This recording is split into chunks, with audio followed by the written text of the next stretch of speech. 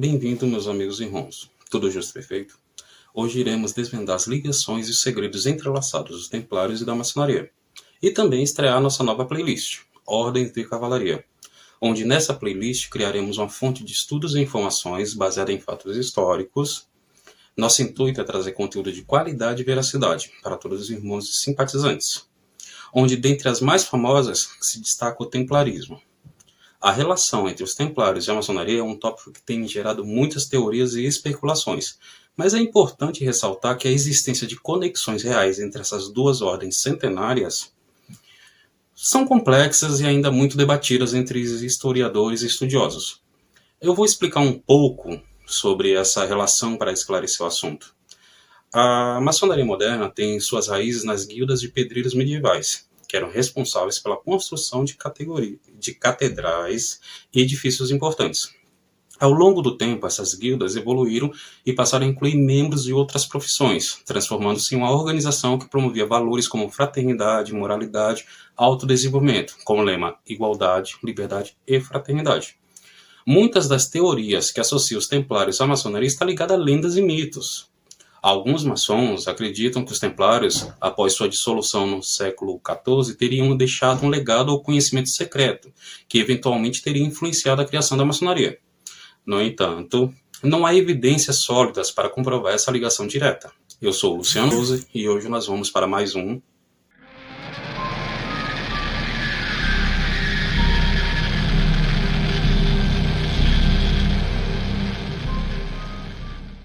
E no Papo de Maçonaria de hoje, falaremos sobre a antiga força militar da Igreja Católica, os Templários. A Ordem dos Pobres Cavaleiros de Cristo e do Templo de Salomão, conhecida como Ordem dos Templários, foi fundada no início do século XII, durante as cruzadas por um grupo de cavaleiros liderados por Hugues de Payens e Godofredo de Saint-Omer. A influência dos Templários na maçonaria especulativa é profunda. Os Templários eram uma ordem militar e religiosa, fundada em 1119, com o objetivo de proteger os peregrinos que viajavam para a Terra Santa. Eles eram uma força poderosa na Europa durante a Idade Média e acumularam grande riqueza e poder. Os Templários tinham como principal missão proteger os peregrinos cristãos que viajavam para a Terra Santa após sua conquista pelos cruzados. Além disso, eles também desempenharam um papel importante nas batalhas contra os muçulmanos na região. A ordem cresceu rapidamente, obtendo terras e propriedades em toda a Europa e no Oriente Médio, e desenvolvendo influência política e econômica. A ordem tinha uma estrutura hierárquica rigorosa, com os cavaleiros na parte superior, seguidos pelos sargentos e escudeiros. Eles usavam um manto branco com a cruz vermelha como símbolo.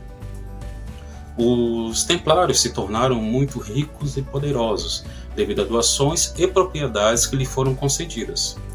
Eles também desenvolveram um sistema bancário internacional que envolvia empréstimos e depósitos, com cobranças de taxas simbólicas pelos valores guardados, contribuindo assim para a origem de sua riqueza.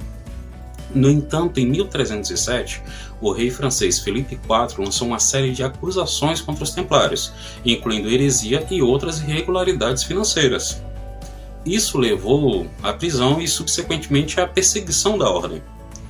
Muitos templários foram julgados e executados, e a ordem foi oficialmente dissolvida em 1312 pelo Papa Clemente V.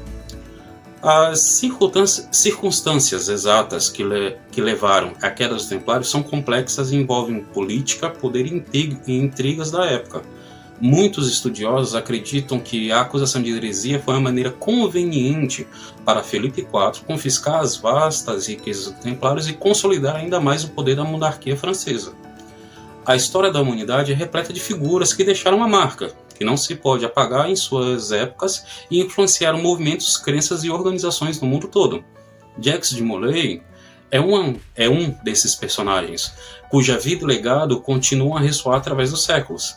Sua trajetória como último grão-mestre dos Templários e sua subsequente conexão com a maçonaria especulativa e a Ordem de Molay são elementos fundamentais para compreender a sua importância histórica e cultural.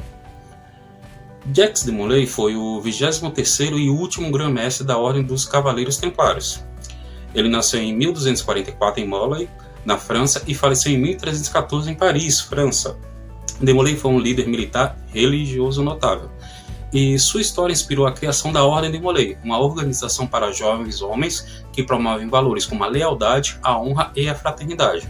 Sob a liderança de Jacques de Molay, os Templários conquistaram respeito e influência em toda a Europa. Sua habilidade estratégica e dedicação à causa dos Templários os levaram a desempenhar um papel crucial nas atividades de combate durante as Cruzadas. No entanto, as circunstâncias políticas e a inveja de outros poderes resultaram em uma série de acusações de heresia e práticas não ortodoxas. De Molay nasceu em uma família nobre francesa e desde cedo demonstrou interesse pela vida religiosa. Em 1265, aos 21 anos, ele ingressou na Ordem dos Cavaleiros Templários, uma ordem militar religiosa fundada com o objetivo de proteger os peregrinos que viajavam para a Terra Santa.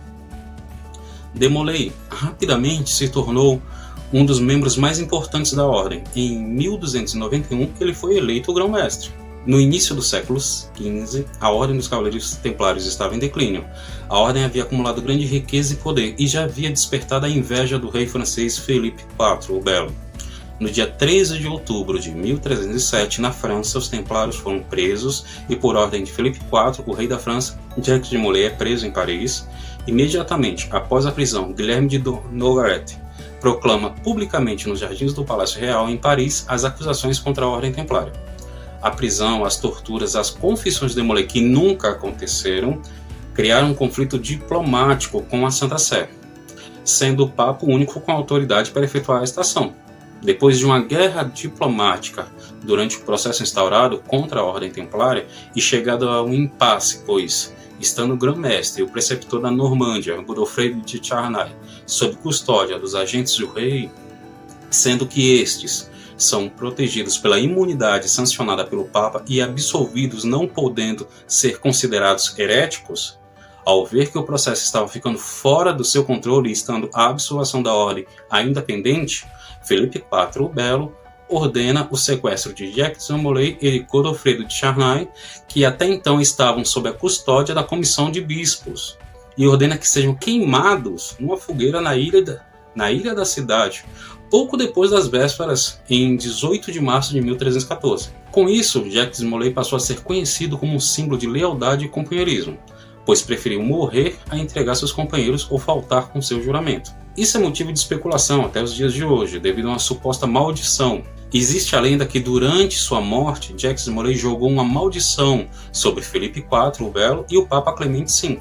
O Papa Clemente V morreu 42 dias depois, dia 20 de abril de 1314. Já o rei Felipe IV teve um derrame cerebral fulminante em 29 de novembro de 1314, 6 meses depois da morte do mestre templário. Nos próximos 14 anos, os 3 filhos do rei, seus sucessores no trono, vieram a falecer, encerrando a linhagem direta de 3 séculos, o que levaria à Guerra dos 100 Anos pelo trono da França.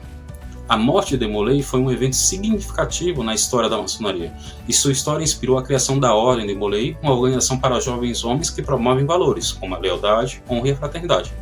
Posteriormente, eu estarei trazendo um vídeo específico falando sobre a Ordem de Molay, sua origem e suas ações. Na noite de 13 de outubro de 1307, Felipe desencadeou um forte ataque, surpresa a todas as dependências templárias francesas, capturando cerca de 15 mil homens, além de seu grão-mestre Jacques de Molay e sua guarda de 60 homens. Porém, apesar dos esforços de Felipe, nem todos os templários foram aprisionados, tendo conseguido escapar cerca de 24 homens e toda a frota naval templária existente em portos franceses. Mas afinal, o que aconteceu com essa frota que navegou para locais desconhecidos? Muitos historiadores concordam que é bem provável que os templários tenham se incorporado às frotas portuguesas, talvez pela afinidade entre Portugal e a Grã-Bretanha, e as frotas escocesas. Alguns autores afirmam que a frota templária escapou em massa dos diversos portos do Mediterrâneo e do norte da Europa e partiu para um misterioso destino onde poderiam encontrar asilo político e segurança. Esse destino seria a Escócia, via Portugal, onde uma parte dela teria sido incorporada. Coincidência ou não, a pirataria europeia ganhou força nessa época, e seu padrão sugere que muitos piratas não eram meros aventureiros que atacavam qualquer um, mas que esses supostos piratas, muito habilidosos, limitavam sua atenção a ataque aos navios do Vaticano e a outros navios com vínculos ao papado, leais ao catolicismo, navios espanhóis, franceses, italianos e algumas outras nacionalidades que tinham o cristianismo como base religiosa de seus países. Quando a Inquisição Espanhola foi estabelecida no Novo Mundo, depois de 1491, os piratas estenderam seus ataques ao Caribe e até mesmo aos novos portos do Pacífico, do Peru e do México, tudo em nome de uma guerra naval que foi travada por mais de 200 anos. A maioria dos maçons não sabe, mas o símbolo representado por um crânio ou caveira sobre duas tíbias cruzadas pertence à Ordem dos Templários. Fica a dica de estudos. A influência dos Templários na maçonaria especulativa é profunda. Apesar da sua dissolução, os Templários continuaram a inspirar outras ordens e organizações. A maçonaria especulativa, ou maçonaria simbólica, é uma ordem fraterna que surgiu no século XVIII e que compartilha muitos dos mesmos valores e símbolos que os templários. Por exemplo, os maçons acreditam na importância da fraternidade, da filantropia e do serviço ao próximo.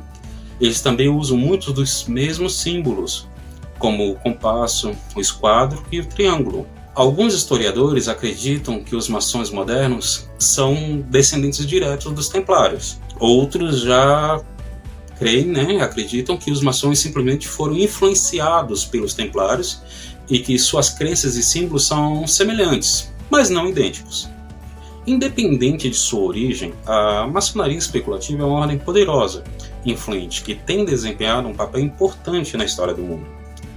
A influência dos templários na maçonaria especulativa é clara, e é uma prova da força e do legado dos templários. Embora não haja uma conexão documentada, registrada direta entre os templários e a maçonaria, é possível que a maçonaria tenha sido influenciada por tradições e símbolos que remontam à Idade Média. Ambas as ordens compartilham certos elementos simbólicos e filosóficos, como a ênfase na construção, a utilização de rituais e a busca por conhecimento. A associação entre os templários e a maçonaria também foi bem amplamente explorada em literatura, como filmes e obras de ficção, o que contribuiu para a popularização dessas conexões na cultura popular. Em resumo, embora existam teorias e especulações sobre uma possível relação entre os templários e a maçonaria, porém as evidências concretas são escassas. Os templários e a maçonaria deixaram uma marca extremamente forte na literatura, no cinema e no imaginário coletivo. A maçonaria moderna evoluiu de maneira distinta, incorporando elementos de diferentes tradições e influências ao longo dos séculos. Qualquer ligação entre os templários e a maçonaria é, em grande parte, uma questão de interpretação, mito e tradição dentro da própria maçonaria. Essa conexão não é apenas história, é uma parte viva da cultura maçônica. Pessoal, não se esqueçam de curtir, compartilhar e ativar o sininho para receber as notificações dos próximos vídeos. Pedimos que comentem, deixem suas dúvidas ou sugestões que traremos respondidas nos próximos vídeos. Beijos no coração!